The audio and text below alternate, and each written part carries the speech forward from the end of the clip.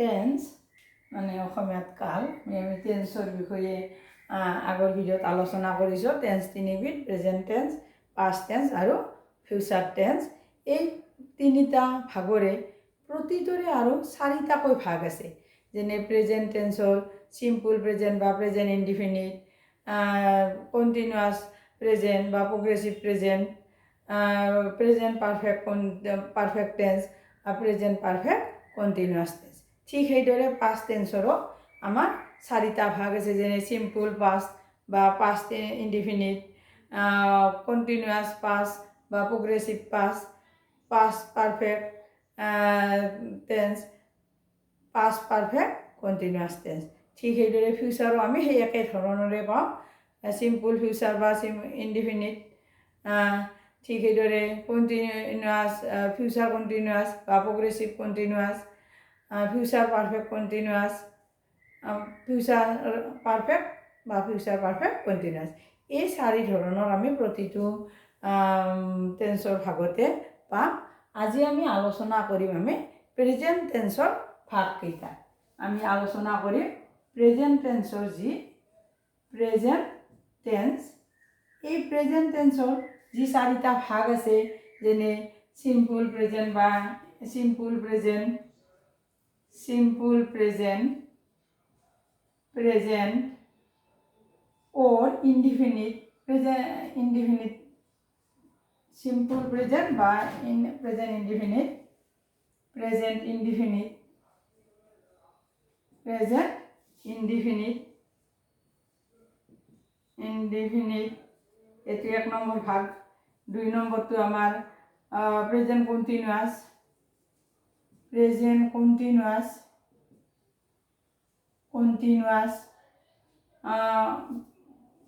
Continuous or progressive বুলিও কোৱা হয়।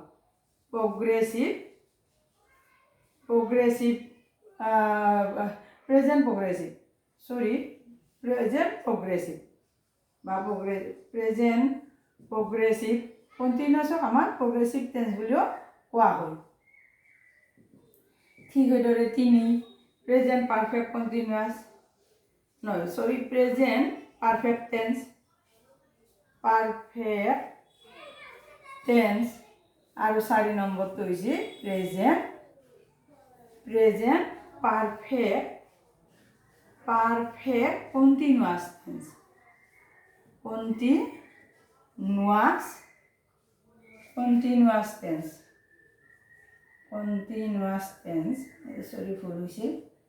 Continuous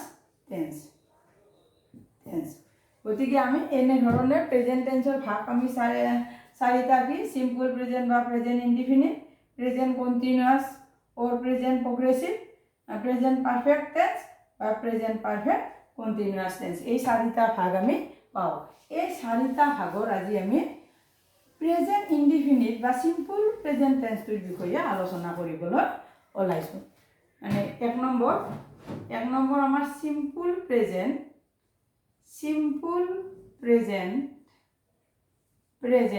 or present indefinite.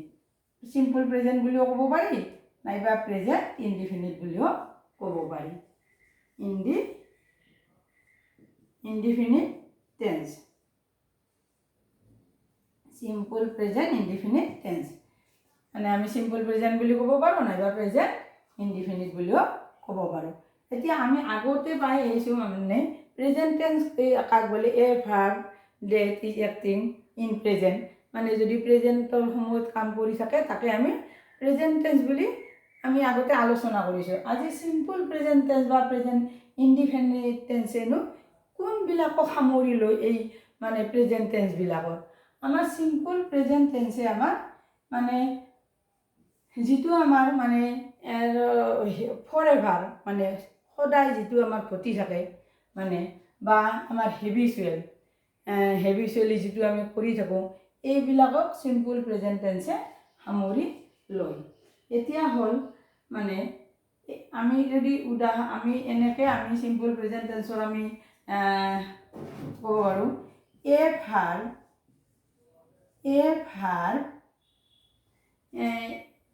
মানে এ ভার্ব যদি আমার is acting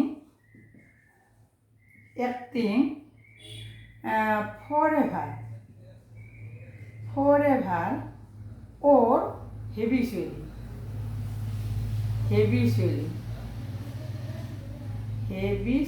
sorry বানান তো habitually a verb is acting forever or habitually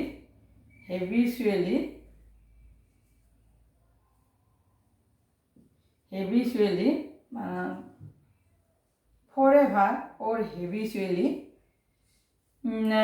is acting habitually. A verb is acting forever or habitually is called simple present tense. Simple present tense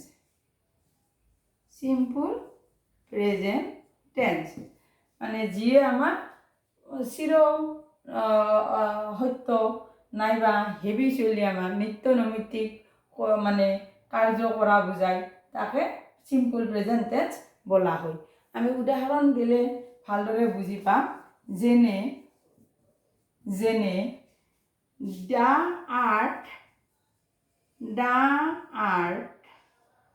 earth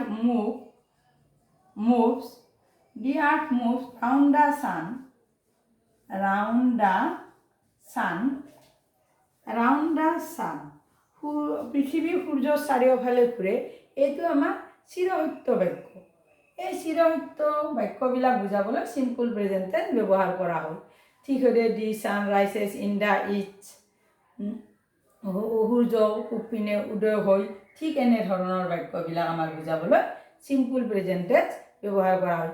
ঠিক সেইদৰে হেবিচুৱেলি আমি যিবিলাক আমাৰ নিত্য নৈমিত্তিক কৰোঁ সেই কামবিলাক বুজাবলৈ আমাৰ সিম্পল প্ৰেজেন্ট টেন্স ব্যৱহাৰ কৰা হয়।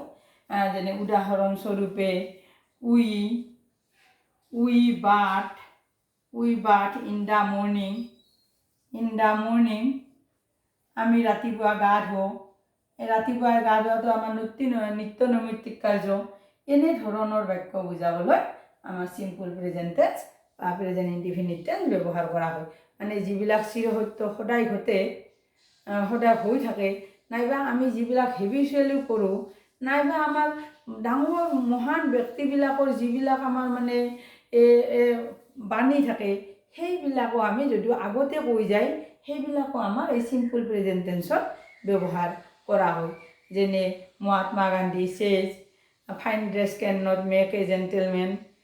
ঠিক এনেধৰণৰ মানে সিম্পল টেন্স মানে বা প্ৰেজেন্ট ইনডিফিনিট টেন্সত আমাৰ চিৰসত্য বাক্যবিলাক নাইবা যিটো নিত্য নৈমিত্তিক আমি সদায় কৰোঁ, যেনে we eat, we play, we read, we write বা হি ৰাইটছ, হি ৰিডছ। ঠিক সেইদৰে ইউ ৰিড, ঠিক এনেধৰণৰ মানে বাক্যবিলাক মানে যিবিলাক নিত্য নৈমিত্তিক বা চিৰসত্য, যেনে ক'লোৱে the earth moves round the sun. ঠিক এনেধৰণৰ বাক্যবিলাক বুজাবলৈ আমাৰ সিম্পল প্ৰেজেন্ট টেন্স বা প্ৰেজেন্ট ইনডিফিনিট টেন্স ব্যৱহাৰ কৰা হয়। এতিয়া সিম্পল প্ৰেজেন্ট টেন্সত আমি যিবিলাক ভাৰ্ব আমি ব্যৱহাৰ কৰোঁ সেই ভাৰ্ববিলাক আমাৰ মূল ভাৰ্ববিলাকে আমি ব্যৱহাৰ কৰোঁ। যেনে ৰিড, ৰাইট, প্লে, ইট, গ', কাম। ঠিক এনেধৰণৰ। কিন্তু তাতে এটা কিন্তু আছে কি, ছিংগুলাৰ মানে থাৰ্ড পাৰ্চন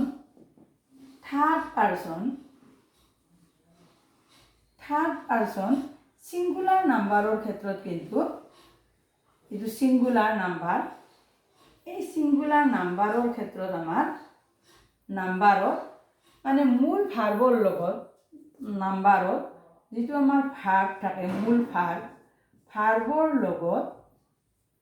লগত এছ বা এছ অৰ ইএছ যোগ দিয়া হয়।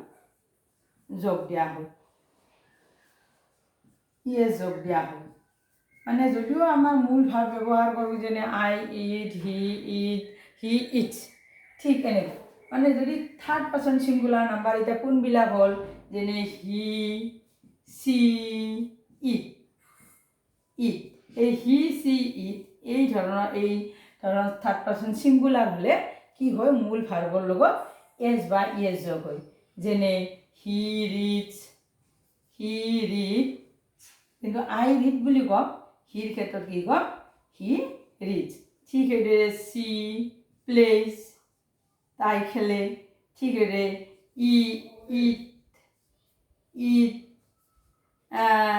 ইট ৰানস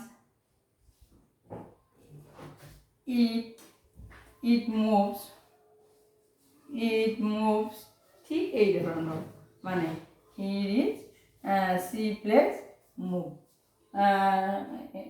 এই ধৰণৰ বাক্যবিলাক মানে হি চি ইটৰ ক্ষেত্ৰত মানে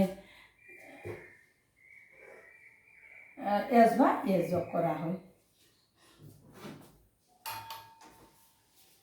এতিয়া সিম্পল প্ৰেজেন্ট টেন্স বা ইনডিফিনিট প্ৰেজেন্ট টেন্সৰ আমাৰ কনজুগেশ্যন মানে যি কনজুগেশ্যন ফৰ্ম আমাৰ ব্যৱহাৰ কৰিলে মানে যদিও মূল ভাৱটো থাকে আমি ভাগ অনুযায়ী আমাৰ কনজুগেশ্যন ফৰ্ম আমি গঠন কৰিব পাৰোঁ মানে কনজুগেশ্যন ফৰ্ম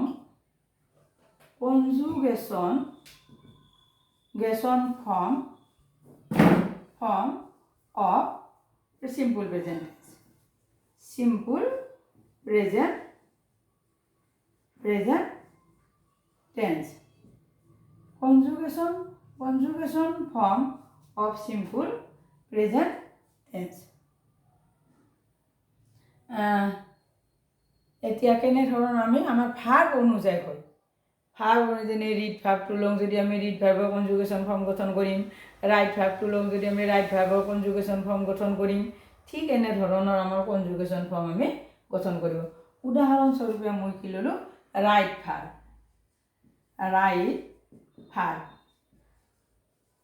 ৰাইট ভাগটো লৈছোঁ এইটো ৰাইট ভাগৰ কনজুগেশ্যন ফৰ্মটো আমি এনেধৰণে গঠন কৰিব পাৰোঁ singular number plural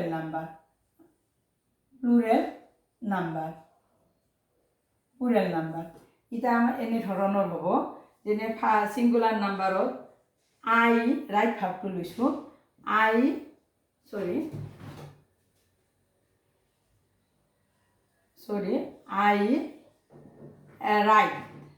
ৰাইট মানে মই লিখো প্লুৰেলত হ'ব উই ৰাইট আমি লিখো ঠিক সেইদৰে ফাৰ্ষ্ট পাৰ্চনটো গ'ল ছেকেণ্ড পাৰ্চনত ইউ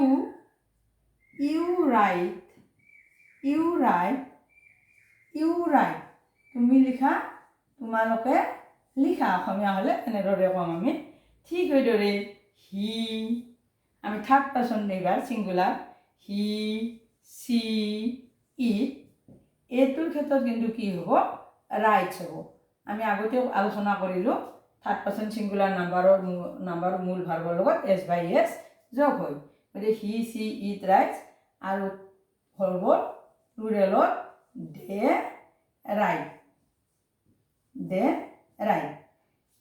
এনেধৰণৰ আমাৰ মানে কনজুগেশ্যন ফৰ্ম আমাৰ সিম্পল প্ৰেজেন্ট টেন্সত গঠন কৰা হয় গতিকে আমি ৰাইট ভাৰ্বটো লৈছিলোঁ ঠিক সেইদৰে ৰিড ভাৰ্ব যদি লওঁ আমি I read we read you read he she it reads আৰু দে ৰিড ঠিক সেইদৰে প্লে ভাৰ্বটোৱে ল'লোঁ প্লে ভাৰ্বটোতো ঠিক সেইদৰে এনেধৰণৰ হ'ব I ride I play we play